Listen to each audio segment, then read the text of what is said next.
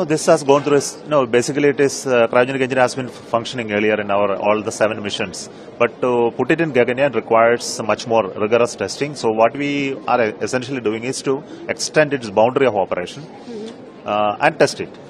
Not that in actual case it will extend the boundary, but to show the ruggedness of the engine to handle extremities, we widened the boundary of testing and tested it through many tests, tens of tests, under different conditions of vacuum, initial condition, mixture ratio variation, material pressures, etc., and then seen that the engine performs nominally. And there are no anomalies that will come in case of this, and engine is able to handle such conditions. So this is done for every system. Not when you say the engine is tested, that news only came, but behind that there are hundreds of such systems which went through similar tests. Right. See, when you say human rated, it means that there are certain principles of human rating. Every rocket is a very reliable rocket because we have enough of margin with our understanding. But those margins are extended beyond that general rocket working. This is one method. Extend the margin of safety of many systems to operate.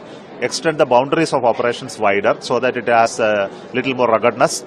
Third element is to bring in ability to understand failures and take corrective actions. So that is called by adding redundancies and failure detection capabilities, reconfiguration capabilities, etc. So this, once you do all of that, then a rocket becomes human rated. But there is something more in manufacturing. After all this design, the manufacturing should also follow the design by strict control on materials, strict control on manufacturing process, very high levels of quality control, high level of auditing, so that human errors and mix-up and other related issues don't crop up into that. Even if you have a good design, if you don't do it properly, it can create failure. So all these are taken up in terms of starting from the every nut bolt to the bigger material. Due care is taken and the process is set in motion so as to ensure its compliance. So what next now?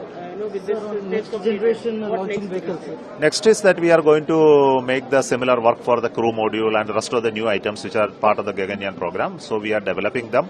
We are going to qualify them and test through various unmanned mission test, uncrew test, and also through abort test to see that all of them go through very well. Then take the decision to send the astronaut up. How ready are they, the astronauts? They are always ready. Only we are not yet to get ready with the rocket. And the Vyomitra? Vyomitra will fly first. Okay. So what is the preparations for that? Is that ready? I can only say you won't understand that when I say the preparations are going on for the last many years. It will continue for this year and next year middle.